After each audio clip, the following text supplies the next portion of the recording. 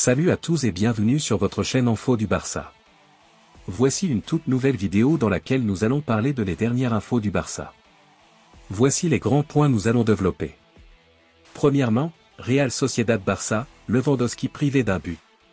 Ensuite, sans Yamal, le Barça s'incline à Anoeta grâce avec l'aide de la VAR. Et, mauvaise nouvelle, le Barça perd son capitaine sur blessure. Et d'autres infos du Barça. Je vous explique tous dans quelques secondes. Donc, restez jusqu'à la fin de la vidéo pour ne rien manquer. Mais avant tout, abonne-toi si c'est la toute première fois que tu nous suis sur cette chaîne, et activez la notification afin d'être à la une de toutes nos vidéos d'actualité comme celle-ci, donc n'hésite pas à lâcher un gros pouce bleu et quitter votre commentaire. Si c'est fait les amis, on y va. Sans Yamal, le Barça s'incline à Anoeta grâce avec l'aide de la VAR. Le FC Barcelone a subi une défaite sur le terrain de la Real Sociedad lors de son match de Liga précédant la trêve. Lors de la 13e journée de la Liga, le FC Barcelone s'est rendu sur le terrain de la Real Sociedad, mais n'a pas su afficher la même efficacité que lors de ses précédents matchs. L'absence de Lamine Yamal, un atout offensif, était déjà un handicap pour Hansi Flick. De surcroît, le capitaine de Jong a dû quitter le jeu en raison d'une blessure avant la demi-heure de jeu. Peu après, l'équipe de Hansi Flick a encaissé un but avant la mi-temps, et malgré une occasion qui aurait pu changer la donne avant le but. Au bout de 15 minutes de jeu, le Barça aurait pu prendre l'avantage sur la Real Sociedad grâce à un but de Robert Lewandowski. L'action a débuté par une percée de Frenkie de Jong dans l'axe, depuis la ligne des trois quarts. Sa passe en profondeur a échoué entre un tir et une passe, se heurtant aux jambes de Lewandowski qui avançait vers le but. Le ballon a ensuite rebondi sur deux défenseurs avant de revenir au Polonais, qui a exécuté une magnifique demi-volée pour battre Remiro. Les joueurs du Barça ont célébré, mais la VAR est intervenue pour annuler le but en raison d'un hors-jeu déterminé par l'orteil de l'attaquant. Cette défaite représente la deuxième pour le FC Barcelone, après celle contre Osasuna, laissant l'équipe de Hansi Flick sur une note négative avant la trêve internationale. L'autre information. Hansi Flick frustré par le résultat. Une défaite amère pour le Barça. Battu 1-0 par la Real Sociedad, la formation d'Hansi Flick a perdu 3 précieux points ce soir. Le coach n'a pas caché sa frustration. Nous avons tout essayé, nous avons donné le meilleur de nous-mêmes, mais, au final, ce n'était pas notre jour et nous devons l'accepter, a-t-il expliqué. Ils ont joué avec détermination. C'est clair, il n'y a pas d'excuse.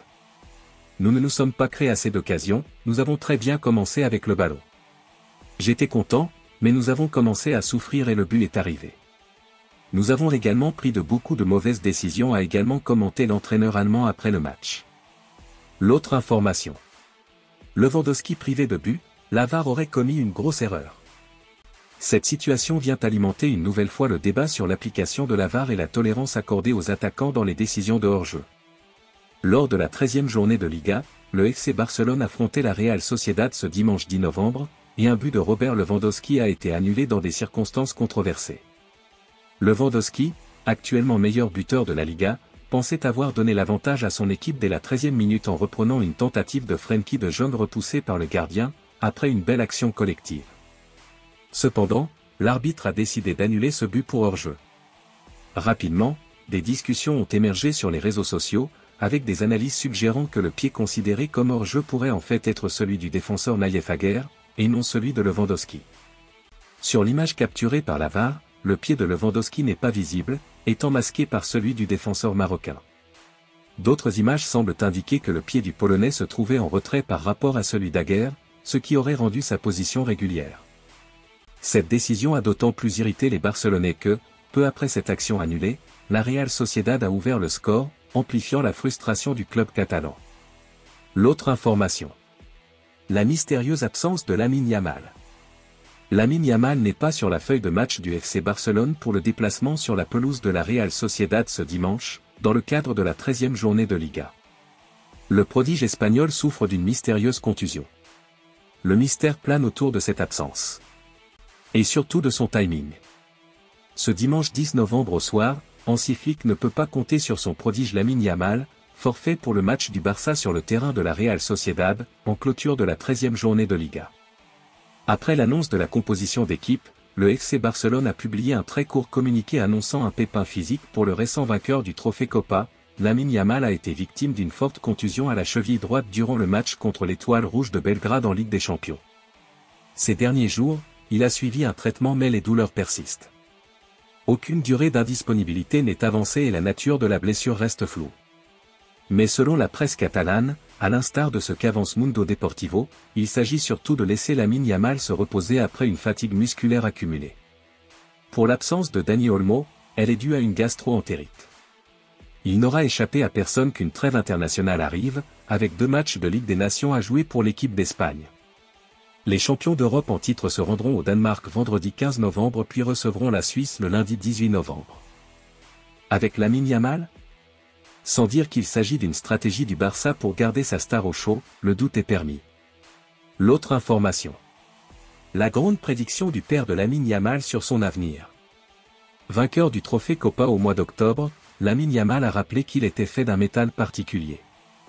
À 17 ans, le champion d'Europe continue d'enfiler les records de précocité comme des perles, et c'est le Barça qui se frotte les mains en ce début de saison.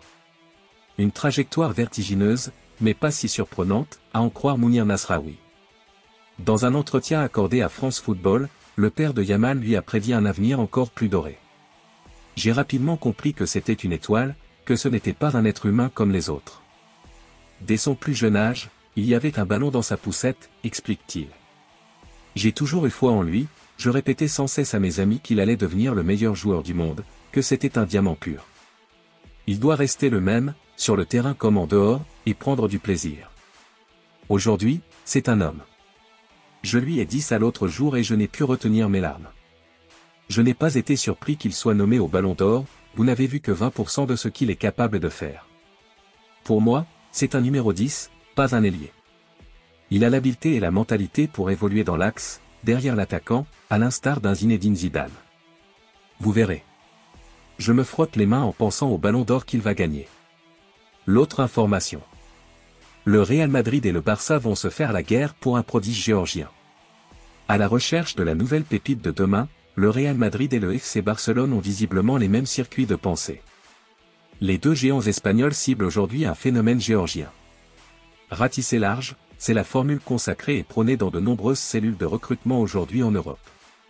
Il faut le dire, avec l'avènement de nouvelles stars comme le Norvégien Erling Haaland, le Géorgien Visha Kvaratskhelia, l'Équatorien Moise Caicedo, et d'autres, les clubs ont réalisé qu'il était certainement plus judicieux d'aller chercher les talents à la source que de les payer au prix fort après leur explosion. Ce dimanche, la Gazzetta dello Sport nous révèle que le joueur de 16 ans, Saba Karebashvili, il est né en 2008 et est donc encore plus jeune que Yamal, ferait ainsi l'intérêt de grands clubs européens. D'après le journal italien, le Real Madrid, mais aussi le Barça suivrait avec attention l'évolution du très offensif latéral gauche géorgien. Une piste qui fait en tout cas sens avec la politique des deux clubs, tournée depuis plusieurs saisons vers le ciblage de jeunes pousses. C'est de cette façon que Vinicius, Rodrigo, Endrick, Valverde, Camavinga, Lunin ou encore Gouler, pour ne citer que, ont rejoint le club merengue, et que Noah Darvish, Ronald Araujo, Vitor Roque ou même Julian Araujo ont rallié la Catalogne. Formé au Dynamo Tbilissi comme un certain Visha Kvaratskhelia, Saba Karebashvili a été lancé chez les professionnels au mois de mars, alors âgé de 15 ans. Il ne lui a d'ailleurs pas fallu beaucoup de temps avant de s'imposer comme un titulaire indiscutable dans son club, puisqu'il a pris part à l'intégralité de 18 rencontres sur les 22 auxquelles 2 passes décisives il a pu participer cette saison. Le championnat géorgien s'étend sur l'année civile. Au pays, il est d'ailleurs répertorié comme la nouvelle pépite du football géorgien. En juillet, il avait également pu découvrir les rencontres européennes à enjeu, avec un tour de qualification de Conference League disputé avec son club. Si rien ne promet une signature du joueur au Barça, il est utile de rappeler que le Dynamo Tbilissi a établi au cours des derniers mois de nouveaux bureaux à Barcelone.